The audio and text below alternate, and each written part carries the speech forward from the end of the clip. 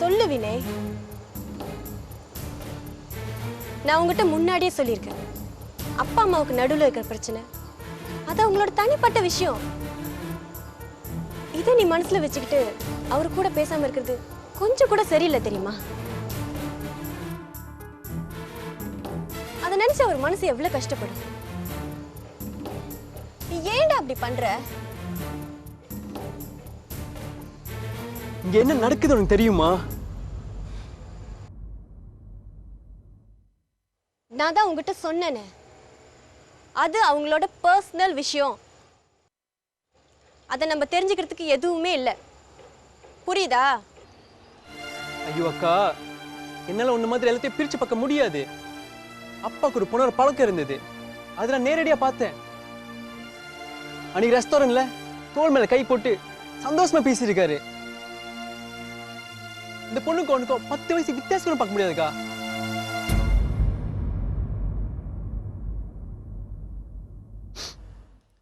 அம்மா அழுதாங்கக்கா. உங்களை மனவேதனை பார்த்தேன்க்கா, பார்த்தேன். கை கால் நல்லா இருக்கும்போது அப்பாவுக்கு வேற துணை தேவைப்பட்டுது. வேலைங்காம இருக்கும்போது உதவிப்படுது நம்ம அம்மா. நம்ம அம்மாக்கா.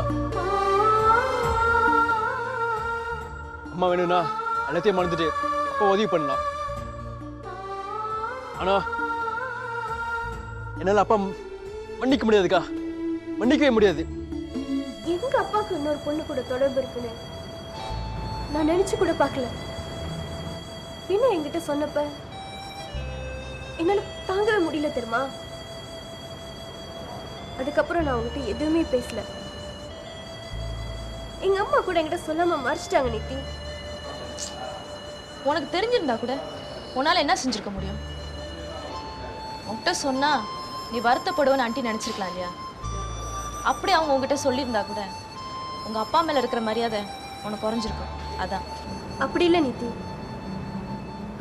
எங்க அம்மா அப்படி பாக்குறதுக்கு எனக்கு ரொம்ப கஷ்டமா இருக்கு. எனக்கும் தான். அவங்க உண்மையிலேயே ரொம்ப நல்லவங்க. அப்பா இறந்ததுக்கு அப்புறம் எனக்கு நிறைய உதவி செஞ்சிருக்காங்க. நவீனுக்கு கூட ஃப்ளைட் டிக்கெட்டுக்கு அவங்க தான் பணம் கொடுத்தாங்க. எங்க அம்மா உனக்கு உதவி செய்யலனாதான் நான் ஆச்சரியப்பட்டிருப்பேன்.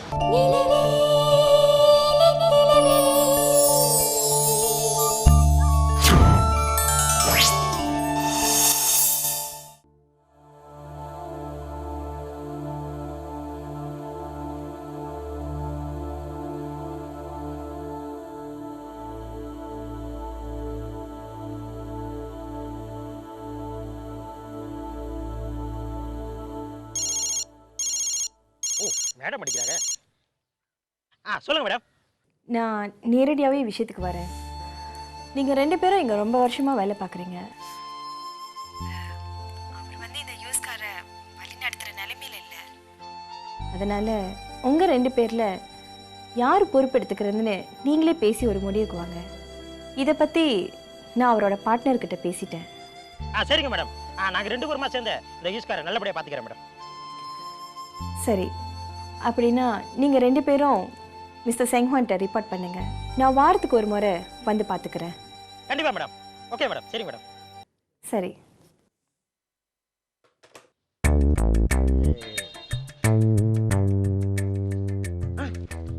கணக்க வர ஒழுங்காக எடுக்கணும். அப்புறம் இந்த காரை எப்போ வந்துச்சு, இந்த காரை எப்போ வந்துச்சுன்னு என்னை கேட்டு உயிரை வாங்க வர இந்த ஷான் அண்ணன் இத்தனை வருஷமா அங்கே வேலை செய்யறாரு. எந்த காரு எப்போ வந்ததுக்குன்னு இது வரைக்கும் தெரியல. 2 சம்பளம் தான் கொடுத்து வச்சிருக்காங்க. லிஸ்ட்டை மட்டும் கொடுத்துருவேன், ஒரு காரை விற்க மாட்டாரு. ஆனா நம்மள மட்டும் கேட்பாரு, எத்தனை காரை விட்டா எத்தனை காரை வித்தா அப்படின்ட்டு.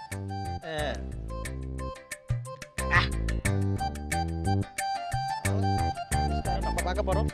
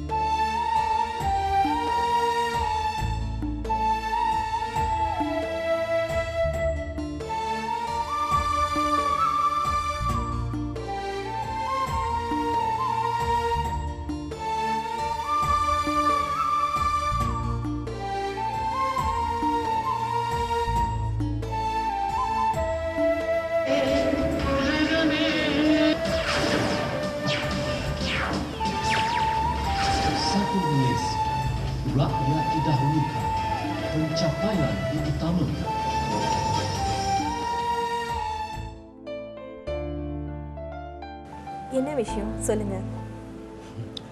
நான் கமலேஷ், அனுஷாவோட சீனியர் ஸ்டூடெண்ட். ஆக்சுவலாக எனக்கு அனுஷா ரொம்ப பிடிச்சிருக்கு. அவளை கல்யாணம் பண்ணிக்கணும்னு ஆசைப்பட்றேன்.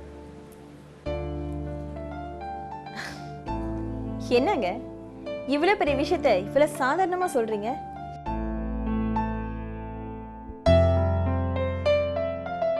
இங்க பாருங்க கமலேஷ், அனுவோட அம்மா நானா இருந்தாலும் அவளோட வாழ்க்கை துணையை நான் முடிவு பண்ண முடியாது. அதோட நீங்க யாரு என்னன்னு விவரம் எனக்கு தெரியாது. வேணும்னா இதை பத்தி நான் அனுகிட்ட பேசுறேன். நீங்க வந்து என்னை பார்த்து பேசினதை அவகிட்ட நான் சொல்றேன். அவளோட முடிவு என்னன்னு தெரிஞ்சுக்கிட்டு உங்களை நான் கூப்பிடுறேன். அதோட அனுவோட அப்பா கிட்டே இதை பத்தி நான் பேசுறேன். ஆனா அவரோட நிலைமை தெரியும், நீங்கள் அவசரப்பட்டு சொல்லணும்னு அவசியம் இல்லை. நல்லா யோசித்து ஒரு நல்ல முடிவு சொல்லுவீங்கன்னு எதிர்பார்க்குறேன்.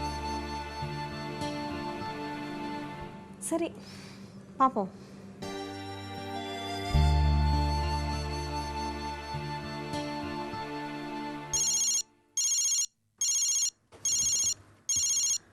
அம்மா. ஹலோ அம்மா. ஹலோ சொல்லுங்கம்மா. அனு, உனக்கு யாராவது கமலேஷ்னு தெரியுமா?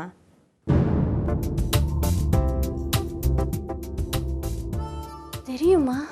தெரியும்னா எந்த அளவுக்கு? அது லைப்ரரியில் புக் வாங்குறதுக்காக உதவி செஞ்சேன், அவ்வளோதான். நிஜமா அவ்வளோதானா? நான் எந்த தப்பும் பண்ணலம்மா. ஏய், இப்போ நான் என்ன கேட்டுட்டேன், ஏன் இப்போ அது கலர?